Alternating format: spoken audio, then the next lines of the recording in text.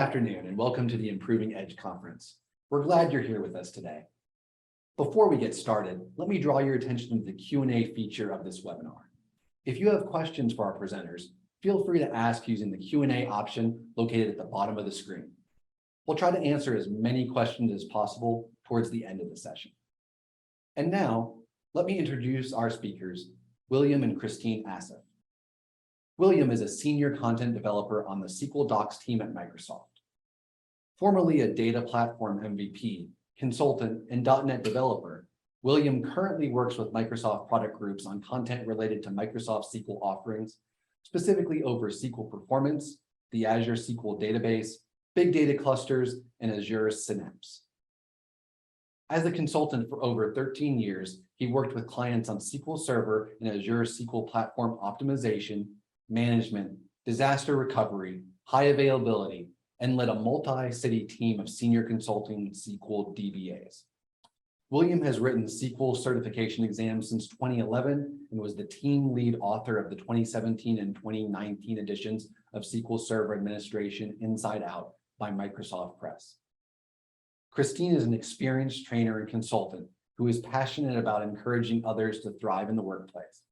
She is a leadership development professional with over 15 years experience in human resources and 20 years in business management. Ladies and gentlemen, to speak with you on ethics and modern data, William and Christine Assaf.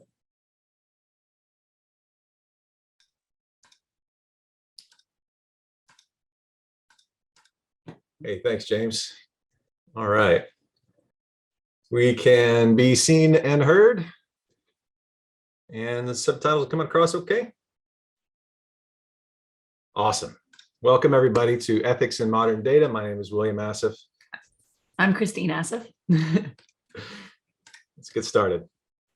So I already got a lot said about me. So we already covered this, but I am an HR consultant for a local HR company here in Washington State, and talk about all things HR and IO psychology related.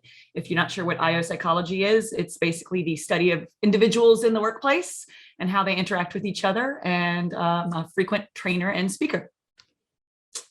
Thanks. And so after many years as a SQL Server consultant, including as a Microsoft MVP, I joined Microsoft Docs team a couple years ago. Worth noting, while we have citations throughout our presentation, any opinions are ours alone.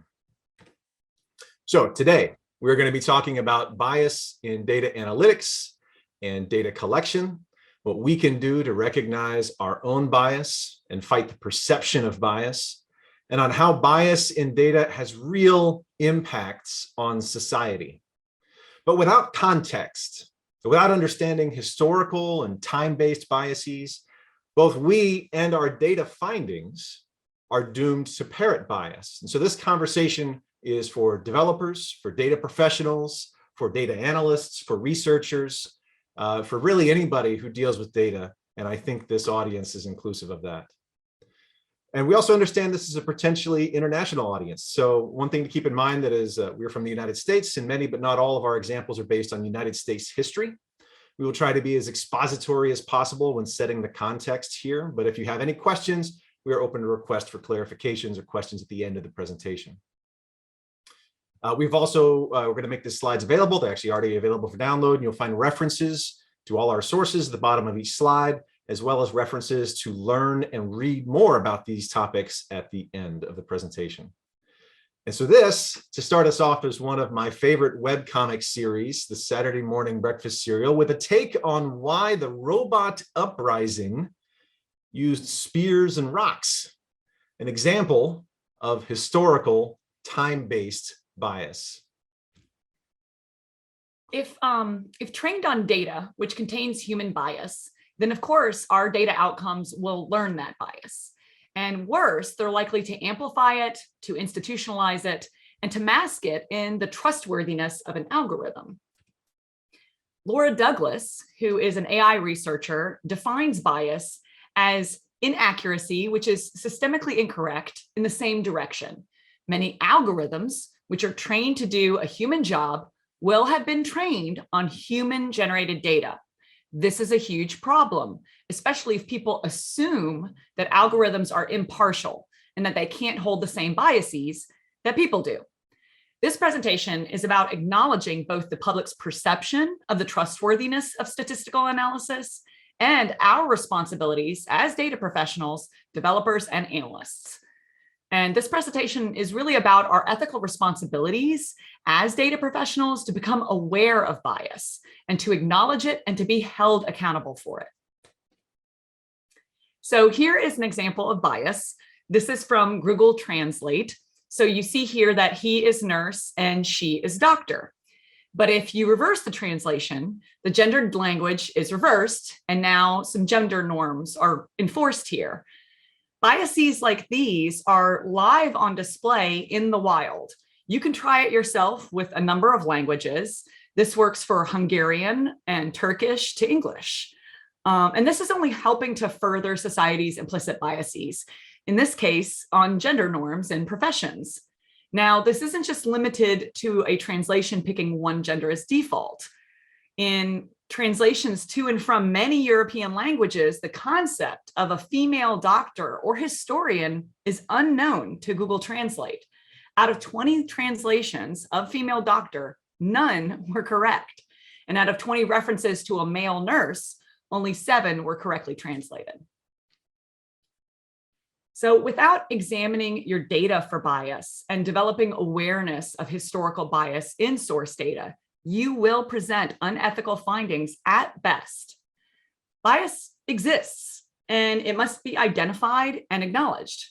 And conclusions drawn based on bias data without caveats, without statistical controls or historical context, may be unethical. So let's look at a few examples of that. So this first example discusses Major League Baseball in North America. So the widespread use of steroids in the late 90s and the early 2000s set many new home run records, and there was a significant increase in players who hit more than 40 home runs in a single season during this unmonitored steroid era. And though steroids were banned in Major League Baseball in '91, the league did not implement testing until 2003. So the top 6 single seasons for home runs in history were all between 1998 and 2001, the peak of the steroid era. And so this knowledge of player actions affects our historical analysis of training techniques, of scouting, of coaching, of Hall of Fame eligibility, of long-term player health, of player compensation, even ballpark batting statistics. When presenting our analysis of baseball data, whether you're a sports fan or not, of course you would want to discuss the steroid era behavior. Even casual observers would ask, well, what about the era of baseball where steroids were unmonitored? So that was a softball. Such a bad joke. Let's dive into a more difficult subject. So in the United States, the Comstock laws were in effect from 1873 to 1957 and had a widespread effect and lasting cultural impact, banning obscene, lewd, and lascivious materials. Mid-20th century libraries experienced cultural censorship of racism, sexism, nudity, religion, even evolution. In fact, the American Library Association in 1984, quote, discerned a continuing pattern of suppression of information from the government. The 1980s and the Reagan era ushered in a new push to libraries, school boards, and government agencies to censor books.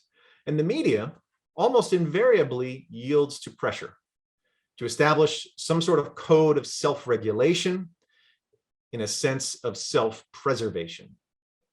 So this knowledge affects our analysis of book publication and sales data, of readership, of the popularity of things, of public sentiment, sociological trends. Even trademark conversations must be aware of, quote, censorship placed on the industry from religious groups, patriots, unions, private businesses, and of course, the government. And just because publications weren't sold or weren't available doesn't mean that publications didn't exist or that there wasn't public interest in those topics. So by the way, the Comstock laws also prohibited the mailing and sale of contraceptives. And it wasn't until 1972 that the US Supreme Court legalized birth control for all citizens, irrespective of marital status. So this knowledge affects our historical data on sources on all sorts of American things like birth rates, reproductive health history, family planning choices, family size preference, foreign aid, and even our public health policy. One more example. There is significant historical and modern day evidence of race-based bias in federal judicial sentencing. A 1992 review revealed both ethnic and gender biases in sentencing where judges have discretion, but no bias where their discretion is limited. Another study in 2014 found that sentences for Black males in the federal system are nearly 20% longer than those for white males convicted of similar crimes. Now, the data on these speaks to two different potential causes. First, the Supreme Court cases U.S. versus Booker in 2005 and Gall versus United States in 2007 gave federal judges more discretion on sentencing. And second, studies found bias in prosecutorial discretion, that is, decisions on who to charge and with what severity of charges. Bias in both sentencing discretion by judges and prosecutorial discretion by attorneys general contribute to outcomes resulting in racial disparities in the US criminal justice system, perhaps accounting for a judge's discretion. Charges with mandatory minimums are disproportionately charged against Black defendants. Analysis of and severity of length of sentencing, acquittals, prosecutorial effectiveness, evidence collection, even interrogation techniques, the prison population, recidivism, probation, the rights for felons, all must take into account biased outcomes on race. Analysis without this historical context would only reinforce and institutionalize historical racial bias. Drawing conclusions from this data without this context in the legal racial segregation and discrimination in the United States in the 20th century would be highly unethical. So, how do we go about identifying and overcoming bias? Our data collection is usually provided to us through real-world interactions, which means that it may contain real-world bias. No data exists in a vacuum. Understand that bias in data collection and analysis may be inevitable, but it's not acceptable. It's not your responsibility to end bias, though that's a worthy cause, but rather to be aware of it. You have an ethical responsibility to acknowledge and control for and not further any bias. So look at bias as outcomes and not as intents or origins, because outcomes is how bias is measured. The world doesn't really care if we intended to be unbiased. It cares whether we were or we were not biased. So it's all about the outcome. Part of our ethical responsibility is looking at our methodologies and our processes with our data and knowing its statistical accuracy and inaccuracy. So let's do some statistics 101. So first, we're going to start with what is validity and what is reliability. Now, validity is the extent to which a concept, a conclusion, a measurement is well-founded, and that it likely corresponds with something accurate in the real world. Valid derives from Latin to mean strong. So we're pretty sure that this is not just made up, it actually exists out there, it tells a story of something true. But more importantly, validity means we sought out to answer a question, to hit the bullseye. And we're pretty sure that this data, this system, this analysis answers that real world question. It hits the bullseye. Reliability is more about consistency. It means that we can run this test, run this system, predict that this thing is going to be happening over and over and over again, and we know it to be true. We have confidence in the results. Another way to think of this is if you are reliably wrong, like in the leftmost example here, your outcomes are going to be systemically biased. You're providing solid data, but with an unresolved variable that's skewing the results. So how do we prove that something we've gathered is both valid and reliable? Through hypothesis testing. And typically that means we formulate a hypothesis, we collect the data, we analyze the data to test the hypothesis, and then we draw our conclusions. But if our data is skewed, our analysis will also be skewed, and we may draw incorrect conclusions. To put it another way, if our collection methods lack credibility and our analysis fails to see all the variables in our data, then can we truly say our conclusions are valid and reliable? But how do we overcome what we don't know? Well, there are a few ways. First, independent verification by consultants or other business entities, using subject matter experts that can provide outside perspectives, third-party analysis, or simply just having more diversity of thought in our analysis, which means including people on our teams who have different life experiences than our own, who can give us insights into variables that maybe we would miss. In his 2019 book, Tools and Weapons, Brad Smith with Microsoft wrote, "It's difficult to build technology that serves the world without first building a team that reflects the diversity of the world. A more diverse group of researchers and engineers is more likely to recognize and think harder about bias problems that may even impact them personally. In IT, we know we need complex teams to solve complex problems, and we know that diverse teams are more productive." So let's look at some more examples of bias. Now, this isn't the first time that we're going to mention facial recognition products in this presentation. We're going to go over it a couple of times. But in January of 2020, in the United Kingdom, 81% of people identified as suspects by the Metropolitan Police's facial recognition technology were, in fact, innocent. Also, this same technology falsely identified African American and Asian faces 10 to 100 times more often than white faces. And in 2018, a test of Amazon's recognition computer platform, 28 members of US Congress were incorrectly matched as other people who had been arrested for a crime. Now, without validity or reliability, is it ethical to use a facial recognition software that has pervasive access to public camera systems? I don't think so. And do we think that law enforcement would be transparent and open about the flaws in this kind of system? Now let's talk more about the need for transparency. So many Americans are familiar with the ACT test. That's an exam that many 18-year-olds take as part of their college application process. And ACT has long since stated that the test measures what students learned in school, which means they think it's valid, and that repeated testing, if the student takes it over and over again, that they'll get similar results. That means it's reliable. However, in 2016, ACT admitted that family income is a major factor on their test. There is a 3 to 4 point difference between students in poorer and richer households, and that line being at around $80,000 per year.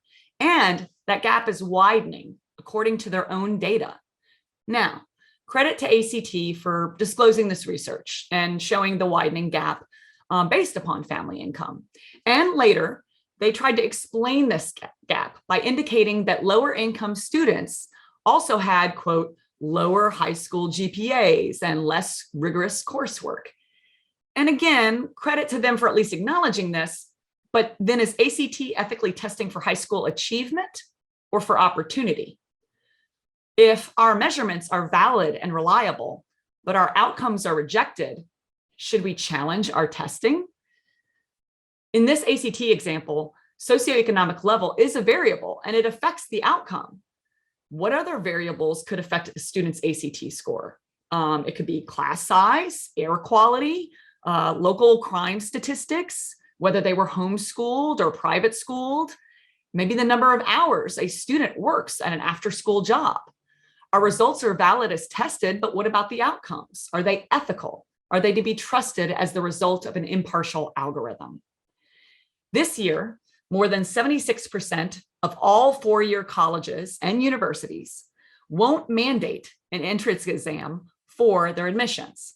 This might question the validity of ACT's tests in terms of what colleges want out of that score, given that so many of them are now disregarding its validity. In addition to performance gaps based on student household wealth, studies are going back to the 1980s and have shown an unfair disparity in outcomes based on gender, while unpredicting women's academic achievement in college. So they weren't able to predict it very well. An overwhelming amount of studies have been done that say that ACT does not predict college graduation outcomes. In fact, the factor that remains and impacts the biggest graduation outcome remains household income as the greatest one. So knowing all of the variables that are involved in your analysis is important, just as we saw with ACT. So when you're conducting an analysis, most researchers will review and identify and map out those variables. So let's briefly go through some definitions of what variables are, and then I'll give you an example that I promise is going to make this clearer. So first, understand that mediators and confounders are similar, except because they affect both the direction that they have on the exposure and the outcome. Now, mediators are considered to be kind of the casual pathway between exposure and outcome, which means they kind of seem to naturally occur. Confounders kind of directly affect both the exposure and the outcome of our data. And then moderators are simply just interactions that change the size or direction of the effect of the exposure on the outcome. It makes the outcome either smaller or larger. And then covariates are variables that might affect the outcome, but they're really not associated with anything else. So you'll never really find these variables unless you're looking for them. You have to ask yourself, are there any variables that affect this data? There will always be variables made apparent when you start to dig. Sometimes you'll never really see them until after the data collection is complete. So now let's look at an example that's going to explain that a little bit better. Okay, we're going to look at the relationship between poor mothers, which is shown here as maternal deprivation, and low birth weight. Now, we know this to be true. We know that poor mothers tend to give birth to babies with lower birth weight. It's been tested over and over again. And this that we're looking at is kind of based on a study to investigate trends in birth rates for low socioeconomic deprivation based on maternal age in England from 1997 till 2008. So it comes from a study. But why? Why is that happening? What are the variables that surround that? So let's look at some of those. So the mediator here is diet. Now remember, the mediator is that causal pathway. It's kind of said to be naturally occurring. In this case, diet could be just due to being poor. And someone who's poor probably has a suboptimal diet and they're nourishing an unborn child, which means that that baby might be smaller. Usually a mediator variable is something that you really can't avoid in your data. It just exists and you need to be made aware of it. Now the confounder here is going to be age. Now remember that confounder affects both the exposure, the poor mothers, as well as the outcome, the low birth weight. And in our analysis here, we're going to use maternal age that may affect the poverty, basically because perhaps a younger mother, the younger the mother is, maybe the less money she has, or maybe the less physically developed she would be as compared to an older adult woman. And therefore her age may be associated with a low birth weight. Now this variable could be controlled for, right? We could look, for example, of just mothers of a certain age. Now, the next one we're going to look at here is the moderator. And the moderator affects the size or the direction of our outcome. In this case, the moderator is going to be smoking. Now, there's an interaction between poor mothers and smoke exposure on birth weight, meaning that poor mothers tend to smoke, which produces babies even smaller. And again, we could control for this if we wanted to. We could look at the data for mothers who don't smoke or only for ones who do. And then lastly, we have our covariate here, and we're going to use height. Now, remember that this variable is for things that we need to account for because we think that they're related to the outcome, but they're not really connected to anything else. Height here could be a factor, but it doesn't affect the exposure, but maybe the outcome. And again, this would be a variable we could control for if we were doing an experiment. We may or may not be able to, though. And this brings up a great point. When you're presented with data, you may or may not have the ability to control for any of your variables. Can you remove some variables and maybe not others? And how do you choose which variables to account for? And then what's the reasoning behind those decisions? Clearly describing where we think or where we predict the interactions, the relationships, the pathways that exist in our data and our work, that's incredibly powerful. Mapping and reviewing and analyzing our data for all the variables that could bias our data can help in mitigating that bias. So let's talk about transparency some more as a part of overcoming bias. Here's an example from the United States where political pollsters may have altered their data to fit the competition. So in a study by the website 538, non-traditional pollsters like online surveys and automated systems were allegedly caught cheating by peeking at a gold standard poll. And a gold standard poll in political polling is a live person-to-person phone call. So non-traditional political polls are mysteriously more accurate when there is a gold standard poll that's been performed in that election. And they are less accurate when there is no gold standard poll that's been performed. So when someone took the time to do a gold standard poll for that election, the non-traditional polls were more accurate. And if it's a small election in Alaska somewhere and no one did a phone call poll, the non-traditional polls were less accurate. A couple examples here of the crosstabs in a political poll. A detailed table of the polling results per demographic breakdown per question. So a common response that we should have to big or sensational headlines about political poll results should always be, show us the crosstabs. Transparency should include not only the crosstabs of your results, but a disclosure and a discussion of known historical bias. Your data will tell a story. There may be a tendency to want to manipulate the data to fit the story that you want to tell.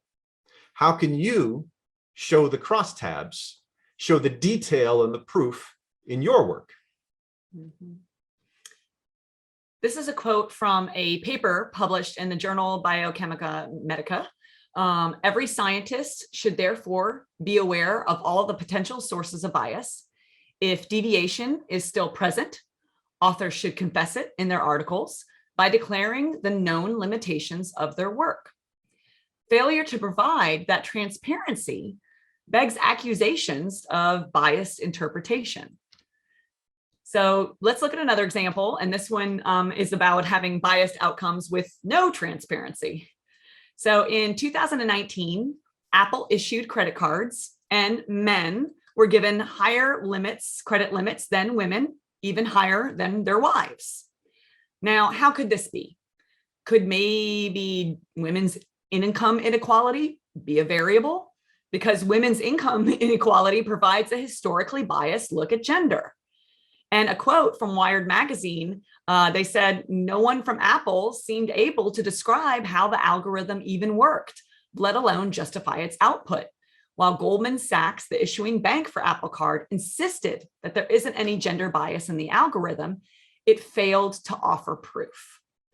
This is an example of Apple not even being aware of their bias, much less disclosing it publicly, which would have been embarrassing. Apple is now being investigated by regulators, so these kind of errors may result in legal implications.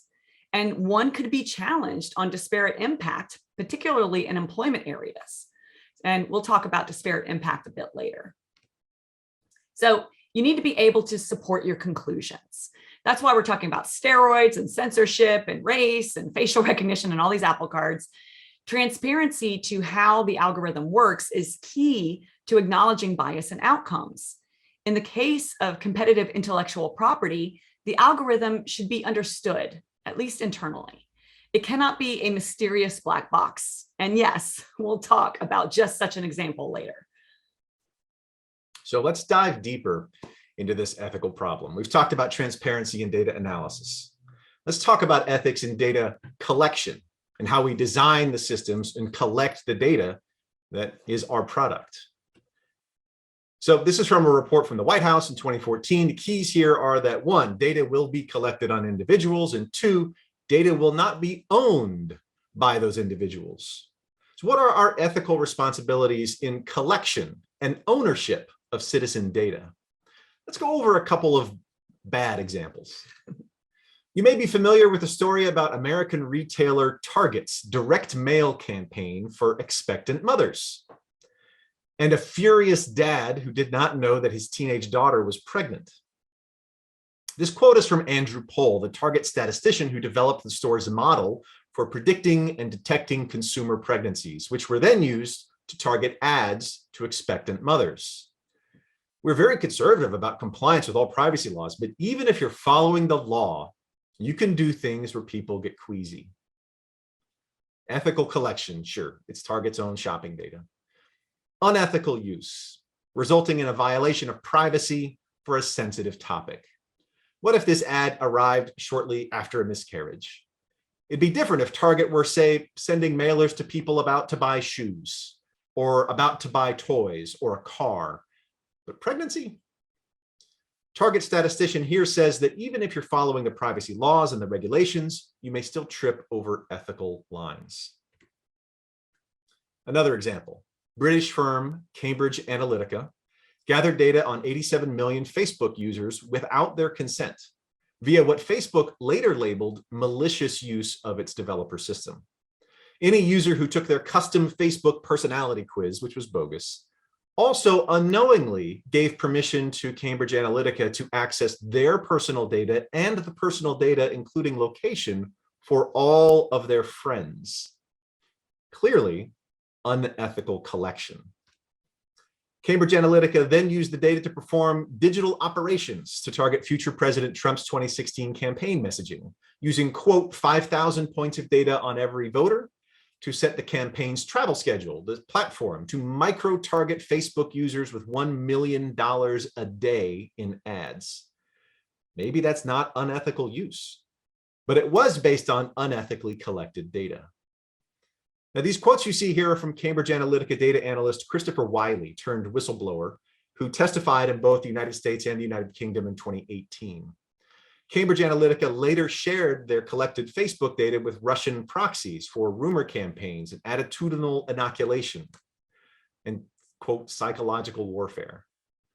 Wiley, when he worked at Cambridge Analytica, did not believe that their collection and analysis was unethical. He does believe it was unethical now.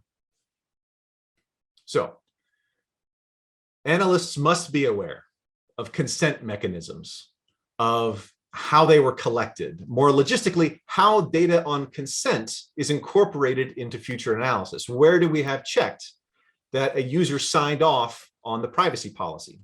Where is it recorded that participants asked to be contacted in the future or asked to be placed on a do not call list or something similar?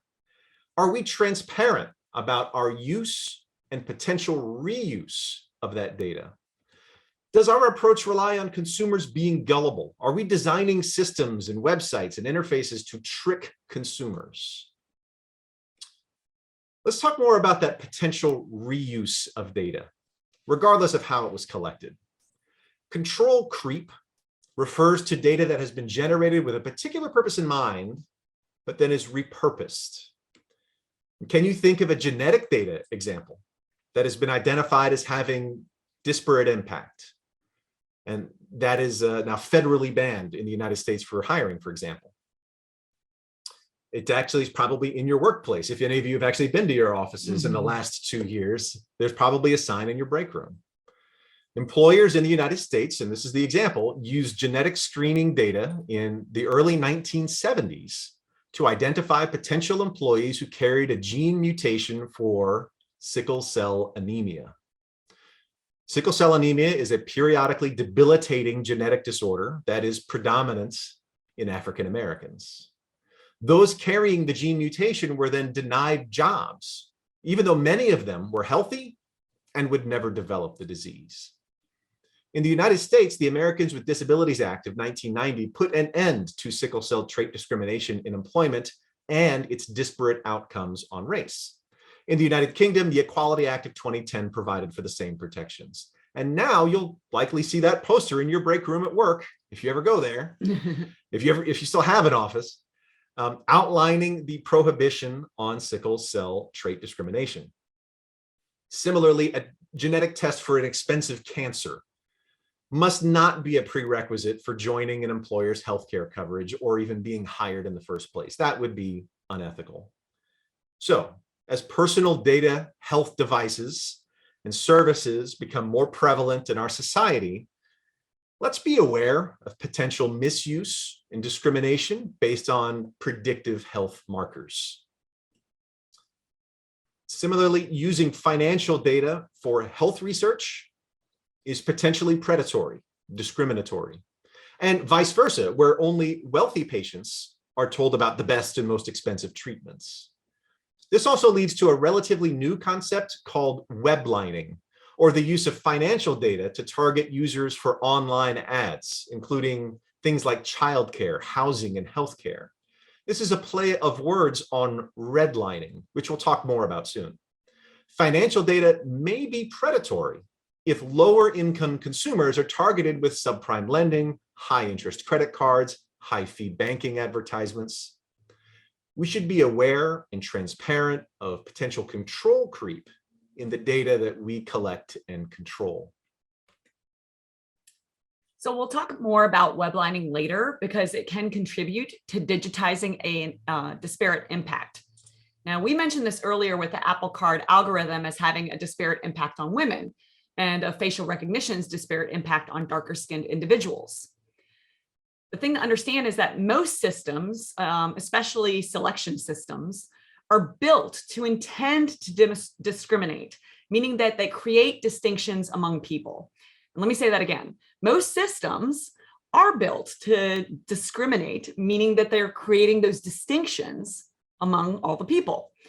But there's various laws about discrimination on protected basis. So like age, gender, race, all of those. And these laws are most notably around employment, housing, and public accommodation. In the United States, for example, there are two forms of illegal discrimination. The first is disparate treatment, and that is an active discrimination towards particular individuals. It's very intentional, and it's an open bias, it's retaliatory and very exclusionary. Now then, there's also disparate impact or adverse impact, and that's much more of a passive discrimination. That's towards groups and large amounts of individuals. And sometimes you're not aware that they even exist in your systems. So in the case of housing discrimination, the doctrine of disparate impact recognizes that implicit biases can produce discriminatory results, even without intent, and allows for such results to be remedied. Analytical models or predictive models must either account for or be aware of past trends, or they're going to become guilty of continuing and institutionalizing past trends. Your data analysis must expose and control for disparate impact, or it will contribute to it. So a brief history of redlining, which you've mentioned. This is a term used in the United States and Canada to describe once legal housing segregation on racial lines. Red lines were literally drawn on maps around, quote, undesirable minority neighborhoods, marking them as, quote, undesirable and hazardous for financing. This then denied federal housing authority insured mortgages to minority families, literally legalized disparate impact by the federal housing authority. Many of you as young people may have used FHA subsidized loans to make your first home purchase. We did. In the 1930s, the FHA surveyed neighborhoods in 239 cities, color coding them for green for best, blue for still desirable, yellow for definitely declining, and red for hazardous, quote. These redlined areas were the ones local lenders considered unsuitable areas for investment because of the residents' racial or ethnic demographics. So this is an actual redlining map from 1937 from Philadelphia, Pennsylvania. Maps like this were used throughout the country. It wasn't really undone in the US until a series of laws in the 1970s that required banks to meet the lending needs of low-income neighborhoods. So the American dream of homeownership was denied to baby boomer minorities legally through the 1970s. And that generational gap continues today, just 50 years later. 3 out of 4 neighborhoods redlined on maps 80 years ago continue to struggle economically. And despite laws in place, disparate racial outcomes continue in housing. Quote, 50 years after the Federal Fair Housing Act, African Americans and Latinos continue to be routinely denied conventional mortgage loans at rates far higher than their white counterparts. So this is a racial dot map of my hometown of Baton Rouge, Louisiana. It shows racial demographic data from the 2010 US Census. See if you can spot Florida Boulevard on this map, our historic redlining boundary. Without the road names here, I think you could probably spot the redlining boundary. If you're a bank, your analysis on market segmentation may be furthering historical racial housing segregation if you're ignoring minority areas for your special rate loan offers, your ATM locations, your service locations, your assessments, et cetera. Even if you aren't intending to exclude minorities in your financial services, by ignoring decades of racial subdividing, you may be extending that historical trend. If, say, despite your best intentions, your outcomes were that 80% of your mortgages were written to whites in a majority Black city, your bank could only be judged by its outcomes, not by your best intentions. Only outcomes can measure disparate impact. Disparate impact is not based on intentions, and it is illegal and unethical for companies to blame an algorithm to avoid penalties. There are decades of legal precedent, most recently upheld by the Supreme Court in 2015, that permit the use of statistical analysis to identify patterns of discrimination, but not excuse it. So we've discussed disparate impact in housing. Now let's discuss a more modern online example. Weblining, or digital redlining, is the segmentation of consumer data based on income. This may result in disparate exposure to online ads and services, like in childcare or housing or healthcare. Next, we've got social sorting. Social sorting is the coding and classifying of aggregate data, and social sorting affects both the choices and the opportunities of those profiled individuals. So for example, Facebook was investigated for allowing housing ads to target based on religion, race, sex, disability, and more. And this allowed for obvious housing discrimination, which is already illegal. Another example is a study that was found on Google's online ad delivery. Google Ads was featuring a headline that said, "Have you ever been arrested?" But that headline was sent more frequently to racially Black sounding names than to white sounding names. Another example of disparate impact is a pretty clear case of a bad outcome of an algorithm. In 2017, thousands of disabled or elderly in the state of Arkansas lost Medicaid funding for life-critical in-home caregivers. Perhaps the cuts were unintentional at first, but they were also unannounced, implemented without caution or review for disparate impact. And then they were defended by the state for years, even once the state was held in contempt by a judge for continuing to use this algorithm. Eventually, the state legislature made permanent the benefit cuts after a lengthy court battle. The algorithm won. This cautionary tale speaks to the lack of due process and transparency to a decision, blindly trusting in an algorithm's decision. If transparency and mitigating bias are our goals, then we must review the outcomes and strive for transparency. In another case, 3 different commercial AI products from IBM, Microsoft, and Face++ use skewed data samples that overrepresented lighter-skinned males and vastly underrepresented and therefore underperformed when trying to identify women or people with darker skin. In a simpler example, based on biased sample representation, suppose you decide to estimate the average height of a human. by using data from professional basketball players. Since basketball players are taller than average, your sample would not be representative of the population, and your data is biased at the time of collection. Bias might not be so obvious to detect in your data, of course, and as we see in the commercial AI facial recognition products, what if that bias is allowed to progress all the way through to the development of the machine learning model and then to deployment in the field? In an MIT study on the task of identifying the genders of African and European Parliament members, the platform showed a 1/3 failure rate. For MIT researcher and computer scientist Joy Buolamwini, who is Black, her face was not even detected. There's now a Netflix documentary on her work at MIT and her study. The documentary is titled Coded Bias, and you may be interested in viewing.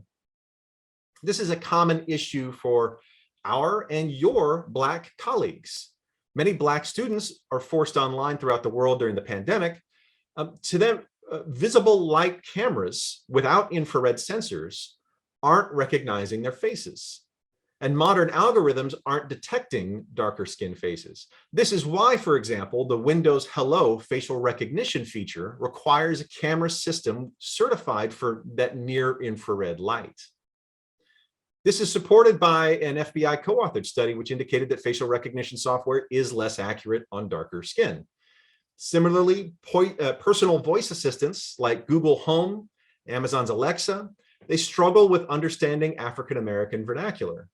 Speech recognition algorithms disproportionately misunderstand minority speakers and accents for the same reasons: poorly sampled source data. So when this type of facial recognition is used in law enforcement and is less accurate on darker skinned citizens, the potential, if not the inevitability, for a civil rights disaster is high. And in fact, it's already happened. Let's talk about two examples, one highly specific and one more broad. Here we go. So in January 2020, a Black man, Robert Williams, was arrested on his front lawn in a suburb of Detroit after police scanned driver's license photos and matched his photo to a grainy surveillance camera. He was innocent. In the lawsuit and the media storm surrounding Robert Williams, the Detroit chief of police admitted in June of 2020 that 96% of the time, the facial recognition software would misidentify suspects. So credit the Detroit chief of police, at least with uncommon transparency there. And in 2019, a complaint was brought before the FTC, the Federal Trade Commission in the United States, about HireVue, a virtual AI interview service to determine, quote, employability by processing your facial movements during an interview. HireVue has over 700 corporate customers, including major companies like Hilton, IKEA, Oracle, Dow Jones. HireVue's predictive algorithm plays games with candidates to test insights into attention and cognitive skills entirely based on facial recognition and response times. The company even told the Washington Post that their proprietary interview algorithms are kept hidden from clients and candidates, both to protect its own trade secrets and because, to quote, the company doesn't always know how the system decides. Yikes. This type of application of facial recognition has profound ethical issues, not only for its potential for disparate impact to people of color, but a total lack of transparency as to how it scans faces. Some researchers have labeled this application of facial recognition as pseudoscience, a 21st century version of snake oil. Often, attempts to use facial recognition offer little more than the same junk science that fraudsters have touted for centuries when using facial or cranial structure to try and predict what men would be intelligent or criminals or good husbands. All of these examples of the misuse of facial recognition and more that seem to pop up in our newspapers every day raise ethical red flags, not only about the technology claiming to accomplish the impossible, but a growing lack of transparency into how the technology is working. Now, I'll leave you with a positive upshot of algorithms and algorithmic decision-making that emphasizes our ethical responsibility towards transparency. We can have a conversation on algorithmic decision systems. We can perform audits. We can investigate the data collection and the analysis. We can even model decision-making in different past environments in like a virtual simulation for an algorithm. So it's incumbent on us as ethical developers and data professionals to have these conversations. We can and should have conversations on ethical data science systems from end to end, like we're having today. And this is actually a big advantage over human decision-making. We can know the data inputs and we can understand and test machine learning decisions. And while remediation of systemic bias is not easy, it's often more feasible to correct software than in the judgment of a human. Certainly, this factor makes the study of bias in data a worthy endeavor. A biased human being, for example, a judge or a prosecutor, is much more difficult to analyze and correct. For human decisions, these conversations are more difficult. The Hawthorne effect compounds a lack of clarity when observing human decision-making. We can't know all of their inputs and decision-making variables. We can't divine the intentions of their heart. We shouldn't bother. And so we come back to evaluating outcomes. The only thing we can really objectively judge about human decision-making. Mm-hmm. So we know what bias is. We know what bias looks like. We know about how bias can create problems for ethical collection and analysis. And we know how to look for ethical collection and analysis by understanding disparate impact. And we know that disparate impact does not care about your intentions, only outcomes. So what kind of questions can we ask of ourselves and our teams to avoid ethical pitfalls in our data analysis and in our collection? First is, how anonymous is our data? Do we have the citizens' consent implicitly or explicitly for the level of anonymity that we have collected? Who has access to that data internally? Who has access to that data externally? Does the citizen have access? Is the access revocable? And then legally, what regulatory environment do the citizens exist in? What are our responsibilities and potential liabilities, such as GDPR in Europe or the California Consumer Privacy Act? And then, is our data trustworthy? Are its biases understood? Do we have enough context? Do we know enough context to understand its potential outcomes? So how do we create infrastructure and parameters as an industry around ethics in modern data? When we presented this topic in May of 2020 at a virtual conference in Europe, we were asked somewhat incredulously if we were in favor of regulation of software development. Frankly, yes. The engineers who make bridges need a regulated licensing system because we don't want bridges collapsing. Doctors need board certifications to make sure that people get evidence-based medical care. General contractors need a license and a bond to build a house because we don't want houses collapsing for known and preventable reasons.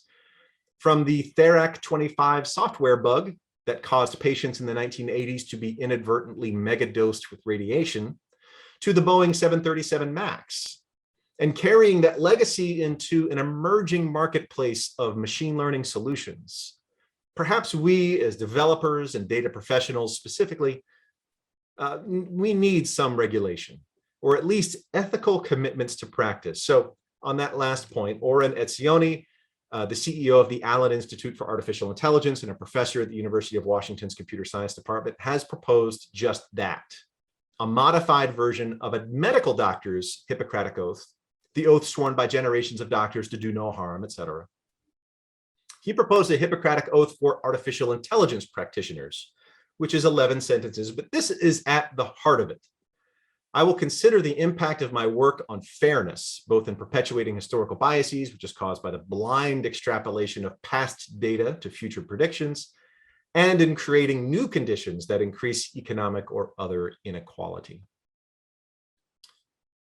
Colin Allen, a researcher in cognitive science and history, said, just as we can envisage machines with increasing degrees of autonomy from human oversight, we can envisage machines whose controls involve increasing degrees of sensitivity to things that matter ethically. Not perfect machines, to be sure, but better. And to summarize the last hour, how you can mitigate bias and perform data analysis ethically, it's very simple. When you know better, do better. We have a few minutes left for questions. If you're interested in learning or reading more, here's just a few of the sources that we use today. The others are throughout the slide deck. But if you're interested in reading, watching, listening to more on this, here's some references. At this point, James, are there any questions from the audience? I know we're just about out of time. I don't see anything in the chat, but I don't know if I can see everything in the chat. No, we do not have any questions at this. Cool. All right. Well, look, thanks everybody for your time. It's great to speak again to a Houston audience. It's been a while, and we've certainly enjoyed in our past countless Houston Tech Fests and Houston SQL Saturdays and Houston barbecue. And Houston barbecue, which they don't really have in Seattle so much. I miss barbecue. But thanks everybody for your time. Thanks for the nice comments. And look, have a great rest of your week. Thanks, everybody.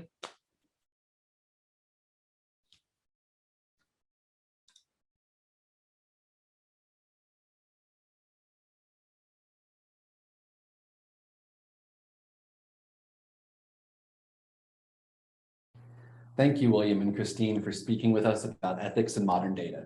The recording of this session will be available next week on Improving's YouTube channel, along with our other virtual events. This wraps up the first day of the Improving Edge conference, and we have 3 more sessions coming your way each day this week, so be sure to check them out. Thank you for attending and have a great day.